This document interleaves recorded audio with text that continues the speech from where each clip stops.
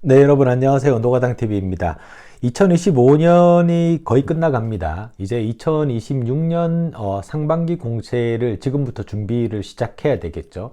빨리 나오는 공채는 1, 2월 달에도 나오기 때문에 사실 뭐 저희한테 주어진 시간이 그다지 길진 않습니다. 연이 바뀐다라고 해서 우리가 뭐 5, 6개월의 시간이 여유가 있는 거는 아닙니다. 저희가 보통 한 2, 3개월 안에 이제 준비를 끝내고 내년 상반기 공채가 빨리 뜨는 곳은 한 2월 달부터 뜨죠. 우리가 구정 연휴로 해서 공채가 뜨기 때문에 그때 맞추어서 지금부터 준비를 조금 해주셔야 됩니다. 그래서 2026년을 조금 기다리시고 준비하시는 분들이 지금부터 이제 우리가 이 추운 겨울을 어떻게 보내면서 이제 준비를 하셔야 될지에 대한 간략한 의견을 조금 전달을 드리도록 하겠습니다. 올해 공채를 우리가 주로 보게 되면은 면접 때 많이 나오는 질문 중에 하나가 결국은 어떤 경험을 갖고 있냐라고 하는 부분에 포커스를 맞추어서 질문이 많이 나왔습니다. 이제 그러다 보니까 경험치가 있는 것이 중요한 시기가 됐습니다. 한 재작년까지만 하더라도 저희가 경험치가 없더라도 실질적으로 저희가 이 지원하는 직무에 대해서 내가 충분히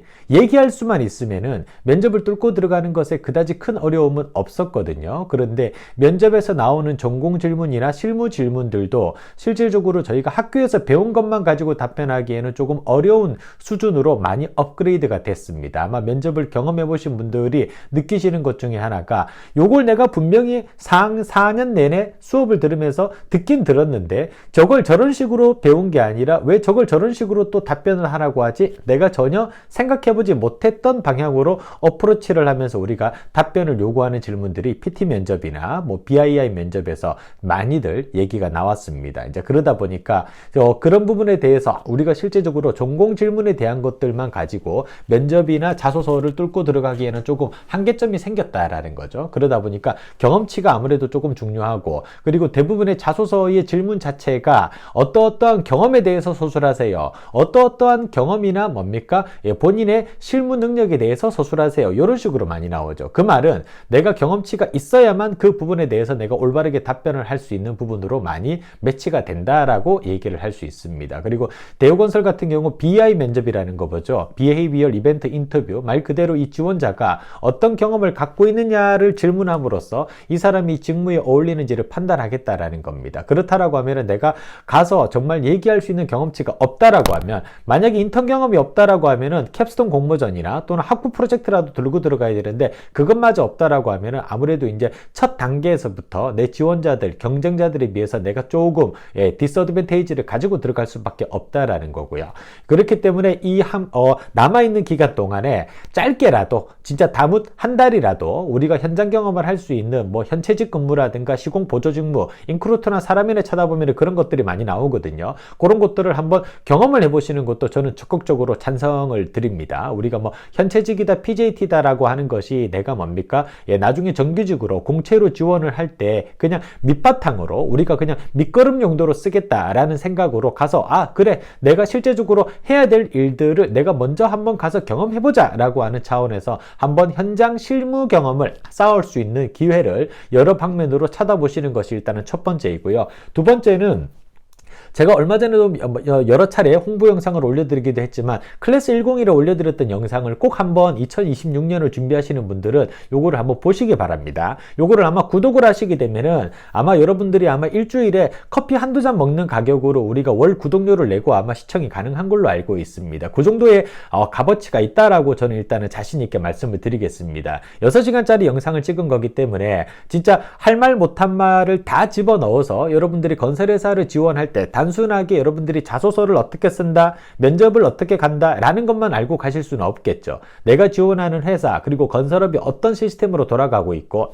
내가 실제적으로 현장에서 근무를 하게 되면은, 해외 현장에 가서 근무하면은 어떤 환경에서 얼마 정도의 연봉을 받고 일하는지, 그리고 내가 혹시나 공채가 아니라 PJT로 들어가게 되었을 때에도 나중에 공채로 전환될 수 있는 가능성이라든가 어떤 전략 같은 것들을 어떻게 가지고 가야 될지, 이런 것들도 여러분들이 알고 지원서를 넣었을 나왔을 때 훨씬 더 우리가 면접에서 어드밴테이지를 가져갈 수 있습니다. 왜냐하면 이 부분에 대해서 잘 알고 들어가는 사람과 모르고 들어가는 사람은 확실히 차이점이 나거든요. 내가 이미 가본 곳을 내가 실제적으로 처음 가는 장소라고 하더라도 우리가 카카오 맵 같은 거를 통해서 뭡니까? 로드맵을 확인하고 차를 어디에다가 주차하고 어디로 걸어가서 어디에서 주차 정산을 하고 어디에서 물을 사고 어디에 화장실이 있고 이런 것들을 파악하고 가시는 분들이 계시고 그런 거 없이 그냥 주소만 가지고 가시는 분들이 있죠. 그렇다라고 하면은 해당 장소에 도착했을 때에도 우리가 얼마나 시간을 알차게 쓰고 허둥대지 않고 돌아다닐 수 있느냐의 차이는 결국 그런 준비에서부터 우리가 뭡니까? 차별점이 나올 수밖에 없다라는 겁니다. 그래서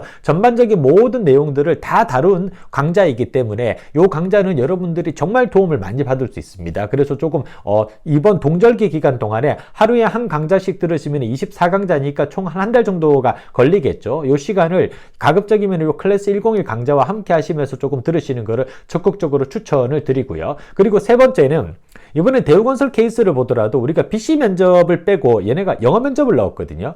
그 말은 대부분의 건설회사가 대한민국 내에서 발생되는 프로젝트로 돈을 벌기에는 이미 한계점에 다다랐다, 임계점이다라고 판단을 한 겁니다. 그러다 보니까 주어진 시간 안에서 우선순위를 둔다라고 하면은 글로벌 역량이나 외국어 역량을 가진 직원을 뽑겠다라고 하는 게 5대 건설사 또는 10대 건설사의 가장 큰 뭡니까? 니즈다라고 우리가 이해를 할 수가 있습니다. 그러다 보니까 남아있는 시간 동안에 영어 성적을 올리는 것도 중요하지만 영어 면접을 보는 회사들이 갈수록 늘죠. 원래는 안 보던 롯데건설도 보기 시작했고 대우건설도 보기 시작했습니다. 그 말은 토익 스피킹이나 SPA 시험이라고 하는 것을 기반으로 우리가 질문이 나왔을 때 영어 면접에서 혹시나 다 준비해놓고 영어 면접에서 우리가 통과가 안 돼가지고 떨어지는 것은 너무나 아깝습니다. 그렇기 때문에 그 준비를 지금 한 1, 2개월 정도 미리 내가 이런 질문이 나왔을 때 어떻게 답변을 해야 될 것이다 라는 것에 대해서도 미리 사전에 준비를 하는 연습 시간을 조금 가져주셨으면 좋겠습니다. 그러니까 자소서만 쓰는 것이 능사가 아니다라는 얘기입니다.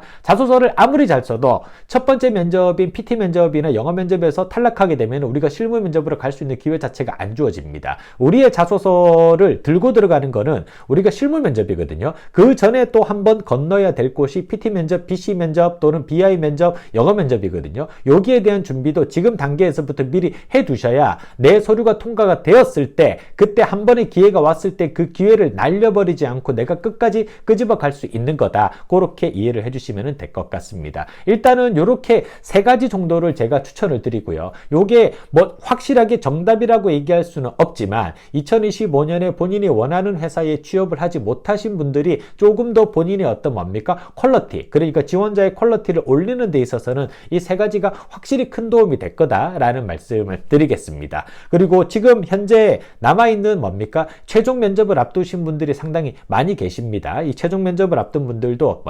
마지막까지 면접을 최선을 다해서 봐주시고요. 저희가 실제적으로 최종 면접은 실무 면접과 다르다라고 늘 말씀을 드렸죠. 우리가 직무와 연결적인 어떤 링크를 뽑는 것이 아니라 이 회사와 나라는 사람, 그러니까 노가당이라는 사람이 삼성물산에 지원을 했을 때 노가당이 삼성물산에 들어갔을 때 혹시나 미꾸라지 같은 역할을 하지는 않을지, 얘 때문에 다른 팀원들이 힘들지는 않을지, 회사가 나중에 곤욕을 치르지는 않을지, 이런 것들을 판단하는 것이 최종 임원 면접입니다. 그렇기 때문에 이 임원 면접에서는 나라는 사람을 있는 그대로 보여주겠다라는 것이 목적이 아니라 저 사람들이 보고 싶어 하는 신입사원의 애티튜드나 그 모습을 내가 만들어서 가서 보여준다, 이런 생각으로 면접을 준비해 주시기를 부탁을 드리겠습니다. 어쨌든 오늘 조금 2025년을 마무리하는 단계에서 일단은 제가 머릿속으로 정리한 것들만 가지고 여러분들께 조금 더 설명을 드렸고요. 앞으로 2026년도 저희 노가당TV와 함께 많은 정보를 제공을 해드리고, 그리고 클래스 101부터 시작해서 크리크몽의 전자책 등 여러 가지 소스를 통해서 여러분들과 함께 만날 수 있는 시간을 만들어 보기 위해 노력하겠습니다. 감사합니다.